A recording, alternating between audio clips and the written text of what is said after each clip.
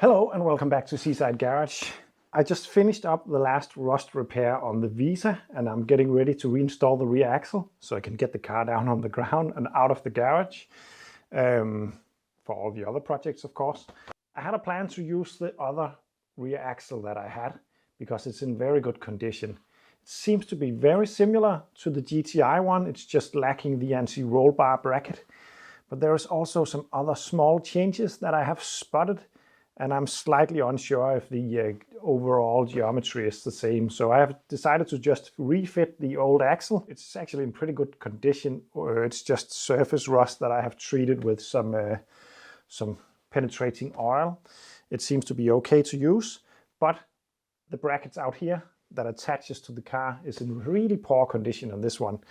Especially this on this side, the jacking point part of it is disintegrating completely. So I'm stealing the ones from the other one and putting them on this one. To be honest, I would like to fit new springs and change all the bushings, but it is not easy to find spare parts for the Visa GTI apparently, so I haven't been able to find the bushing inside of here. I haven't been able to find new springs. And to be honest, they are not that bad. It would just be nice to change now that I have all the stuff apart. But it's not going to happen. So I'm going to fit this axle to the car. But firstly, let me show you what I have done on the other side. I showed you the rust repair on the right side. The left side was not as bad as the right side, or so I thought, and that's always the case. It was just a tiny hole that I hope to be able to fix from the top by removing the inner support. But it turned out that the inner rocker panel, I think it's called, was gone. So I had to make a new plate in there. Then I actually had to remove the bracket that the axle attaches to and re-weld that back on, a new floor and a new top panel. But it is now completely solid on both sides. It was pretty much twice the job on the left side as the right side because someone already fixed the inner panel on the right side and it needed doing on the other side. But now that part of the car is rust-free and it's ready to get an axle back on. But to remove this bracket, I need to remove this bolt, and it's difficult to even see that it's a bolt at the moment. It is really rusty, and I think this is the perfect time to test my new tool, because my new sponsor, Skill, has sent me a lot of great tools, and one of them I'm pretty impressed by. But I think that this will be maybe too much to handle for it, but I'm gonna give it a go anyway. So this is the nut that we need to remove to take the bracket off. I want to change that for the other one because this is distorted. This part is really rusty and broken actually. But getting that off could be a challenge. Firstly, I'm just gonna clean it up a bit.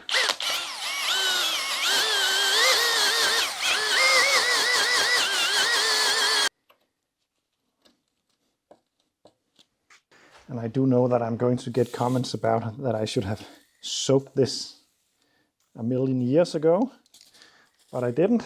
And now we are here and I want it off now. So this tool, I really like. I've had one of these from another brand for a lot of years and used it a lot, but it never was able to take off wheels on cars that had stood for 10 plus years.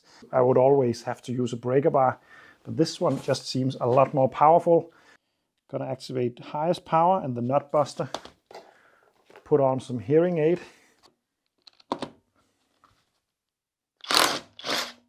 Yeah, it's just spinning. I'm gonna try to put a smaller socket on. It is a 22, but now it's a 20 maybe, because of all the rust. I don't leave it much chance to actually succeed this, I gotta say. You might have to change the entire axle.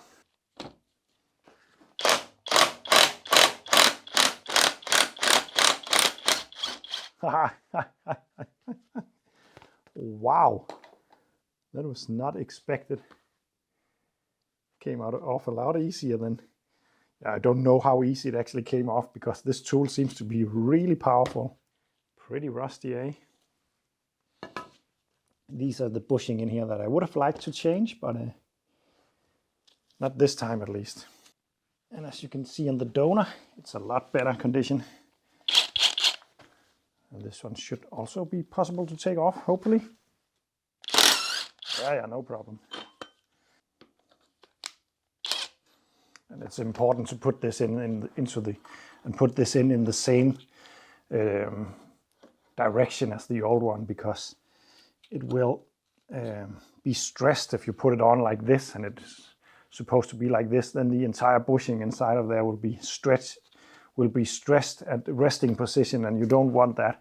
If you're unsure where that correct position is, I would loosen it up while it's on the car and let it settle while the car is standing on the floor with all wheels, and then tighten up this nut.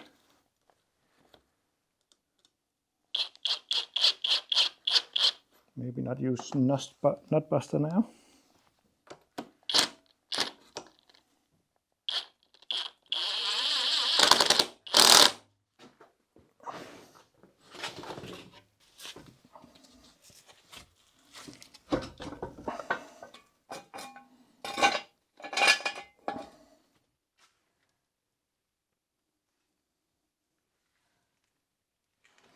This is going to be a bit of a challenge to do alone,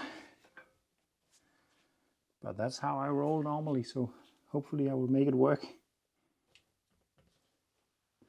Today it is a little bit annoying that the lift has to go a little bit up before it goes down to release the locks, the safety locks, but it's not really usable right now.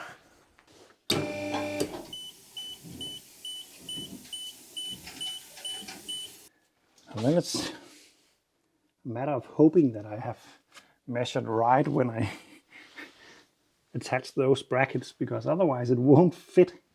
And then it will be a very sad day today. Yes, an assistant would have been nice for this job. I got one nut on over there and one on this side. Still need to put the washers underneath it just to keep it in place. This is great because it means that the position of the brackets was welded in correctly. Otherwise it wouldn't fit. I still need to get the towers through the suspension towers and attach those. But other than that, it's getting there. And I've been measuring and measuring and measuring and measuring again. So everything should be completely where it was before, but still it's a really nice feeling when it comes together and fits, because it would be a problem if it didn't.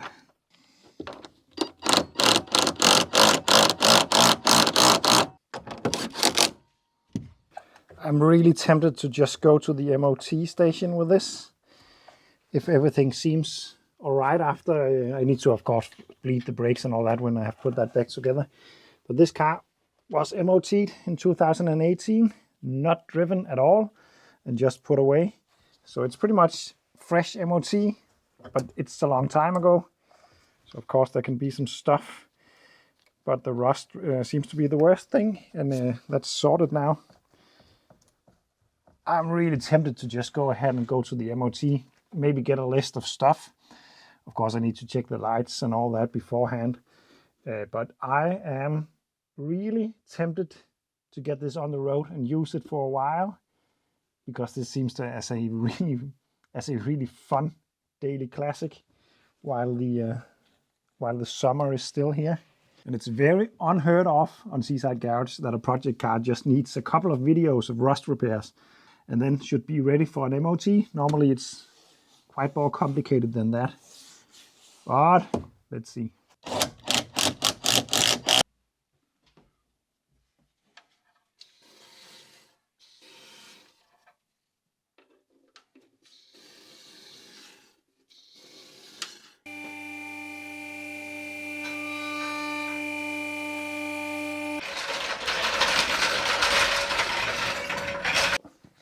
And this time I'm also going to attach the middle of the rear axle with all 4 bolts and not only 2 like it was when I took it apart.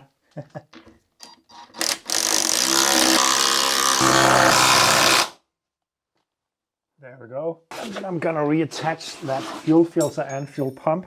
Yes, it would be nice to change the fuel filter, but I forgot to order it, so it's going to be happening another time.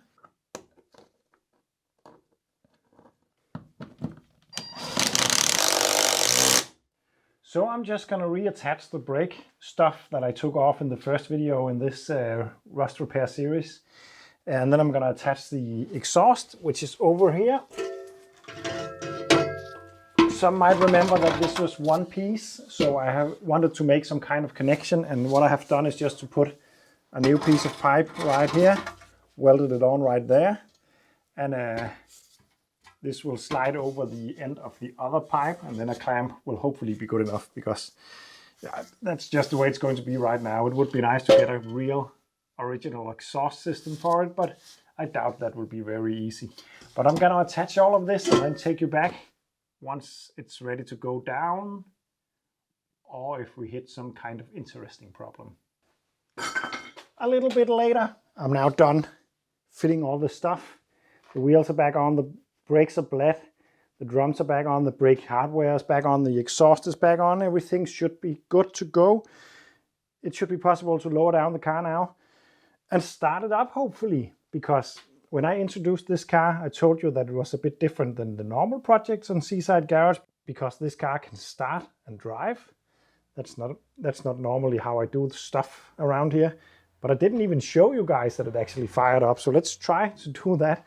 It has been on the lift for a couple of weeks. This has taken a long time. So hopefully it still runs. Let's find out.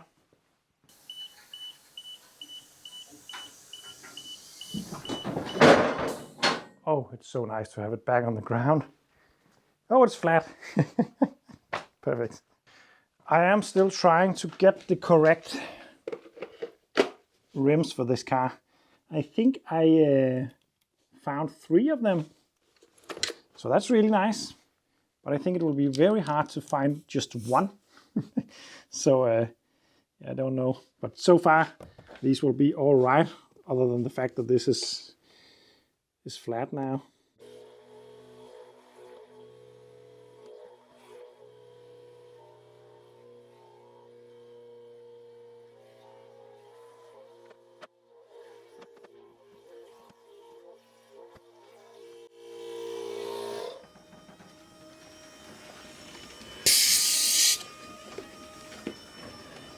And being that this is a Citroen, just saying that it's going to start might have caused some issues. But hopefully this video will end here with me starting it up and driving it out of the garage. Thank you for watching, and see you in the next one.